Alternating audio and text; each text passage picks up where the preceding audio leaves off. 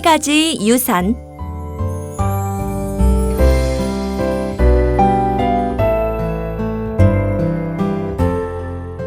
옛날에 아들 삼형제를 둔 아버지가 살았단다. 아버지는 평생을 부지런히 일했지만 살림살이가 넉넉하지 못했어. 남의 땅을 빌어 농사를 짓다 보니 하루하루 먹고 살기에도 빠듯했거든. 아버지는 늙고 병들자 걱정이 이만저만 아니었어. 자식들에게 물려줄 재산이 있어야 말이지. 한숨 끝에 삼형제를 불러들였단다. 내 죽으면 너희들 어찌 살아갈꼬? 어쨌든 보잘것없는 것이라도 하나씩 물려줄 터이니 그걸로 살 길을 찾아보아라.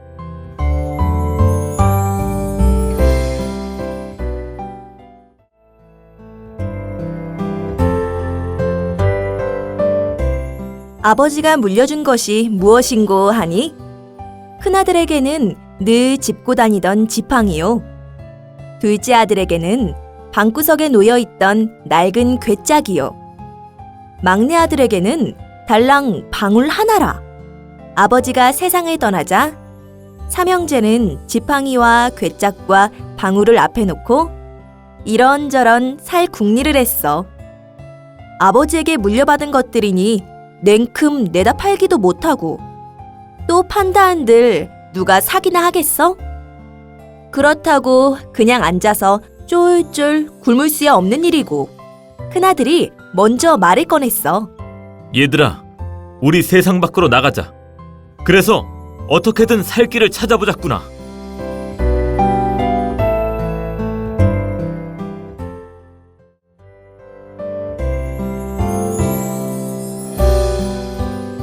삼형제는 그 길로 집을 나섰어. 뭐 짐이랄 것도 없었지. 큰아들은 지팡이 하나 손에 턱 짚고 둘째 아들은 괴짝 하나 등에 덜렁 메고 막내 아들은 방울 하나 허리에 달랑 찼으니까 두런두런 이야기하며 걷다 보니 마침 세 갈래 길이 나왔네. 삼형제는 여기서 그만 헤어지기로 했지. 꼭 성공해서 다시 돌아오자. 여기에 집을 짓고 함께 사는 거야. 큰아들은 오른쪽 길로, 둘째 아들은 가운데 길로, 막내 아들은 왼쪽 길로. 그렇게 서로 살 길을 찾아 떠났더란다.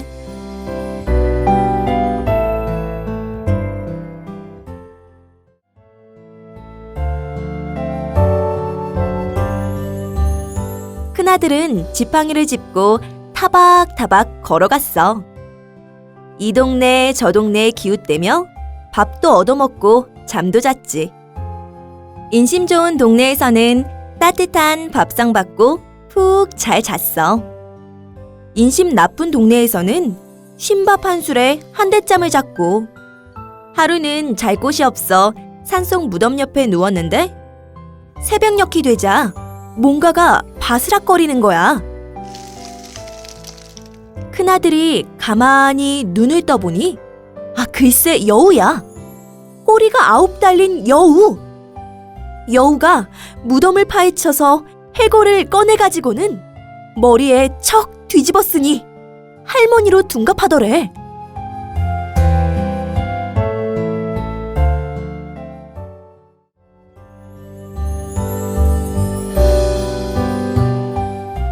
할머니로 변한 여우는 살랑살랑 산 아래 마을로 내려갔어.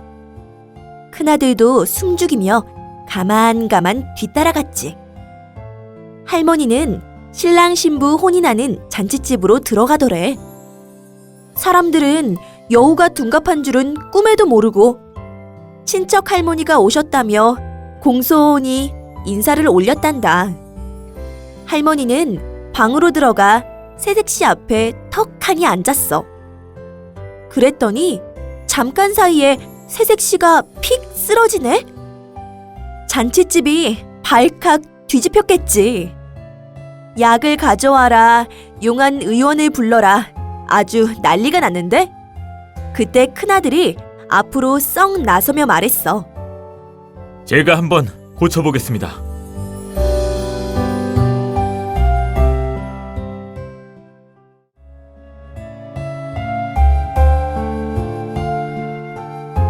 큰아들은 새색시에 맥을 짚는 척하다가 지팡이로 할머니를 마구 내려쳤어. 사람들이 깜짝 놀라서 저놈을 끌어내라며 소리소리 질렀겠지. 어머, 어떡해.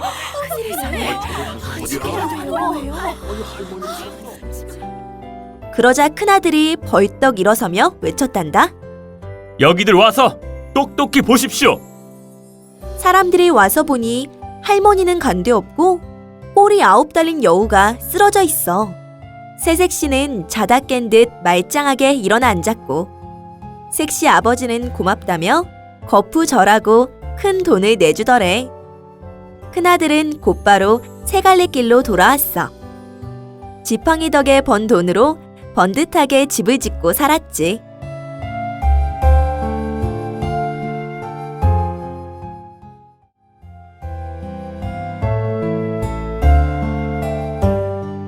둘째 아들은 빈 괴짝을 지고서 가운데 길로 쭉 걸어갔어.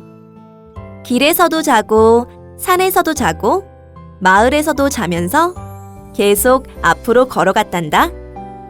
그날도 길을 가고 있는데 웬 여인이 헐레벌떡 달려오는 거야. 와서는 바들바들 떨면서 애원을 하더래.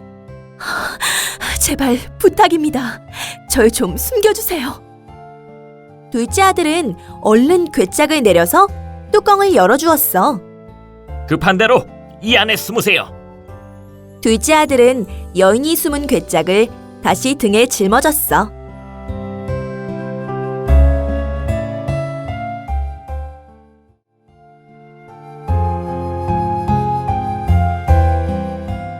잠시 뒤 험상궂은 사내가 칼을 빼어들고 달려왔어. 사내는 둘째 아들에게 시퍼렇게 나리성 칼을 들이대며 윽박질렀어. 혹시 지나가는 처녀 못 봤어? 여보시오, 무거운 짐을 지고 가느라 일이 힘든데 사람이 지나가는지 노루가 지나가는지 둘러볼 정신이 어디 있겠소? 사내는 시근덕거리며 이리저리 살펴보더니 침을 탁 뱉고는 멀리 사라졌지.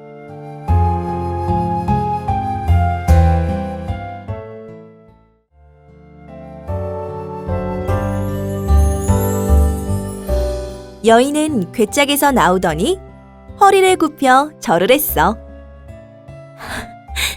고맙습니다. 도련님 은혜로 목숨을 구했습니다. 여인은 눈물을 흘리며 도망친 사연을 들려주었어. 아까 그 사내는 무시무시한 산적인데 여인의 식구를 죄다 죽이고 재산을 차지했대. 그것도 모자라 여인을 아내로 삼으려 했다지. 그래서 여인이 몰래 폐물을 챙겨 도망을 쳤다는 거야. 저는 돌아갈 집도 반겨줄 부모 형제도 없답니다. 도련님을 따라가면 안 될까요?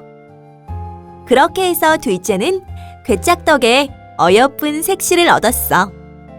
그 길로 세갈래길로 돌아와 큰아들 옆에 나란히 집을 짓고 알콩달콩 살았지.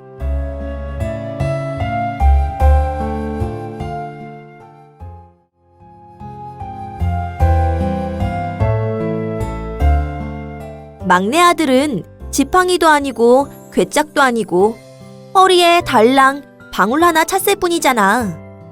그래, 발길 닿는 대로 홀가분하게 떠돌아다녔단다. 하루는 험한 산을 넘다가 잠깐 눈이나 붙이려고 큰 나무 아래 누웠어. 그런데 어디선가 호랑이 울음소리가 들리지 뭐야? 퍼뜩 일어나 보니 눈에 불이 철철 흐르는 호랑이가 어슬렁어슬렁 다가오고 있더래. 어쩌겠어. 급한 대로 나무를 타고 올라갔지.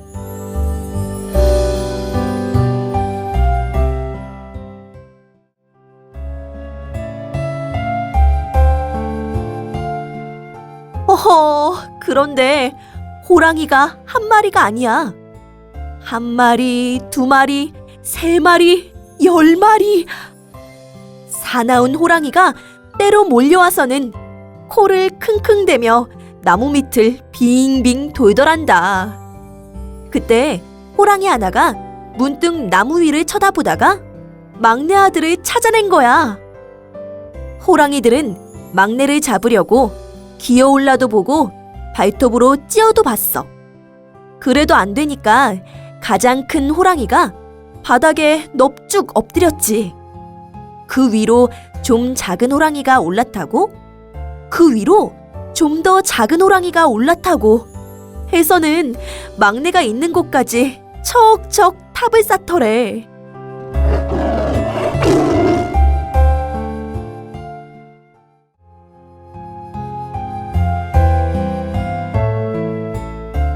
막내 아들은 그만 눈을 질끈 감고 말았어. 아이고, 이제 죽는구나. 순간 퍼뜩 허리에 찬 방울이 생각난 거야. 이왕 죽을 거면 아버지가 물려주신 방울이나 실컷 흔들어 보자. 그래, 딸랑 딸랑 딸랑 방울을 흔들어댔지. 아, 그랬더니 맨 밑에 엎드려 있던 호랑이가 벌떡 일어서서 벌렁벌렁 춤을 추기 시작하네. 그 바람에 그 위에 올라탄 호랑이가 철퍼덕 넘어지고 그 위에 올라탄 호랑이도 철퍼덕 넘어지고 해서 한꺼번에 우르르 넘어져 호랑이들이 서로 깔려 죄다 죽고 말았단다.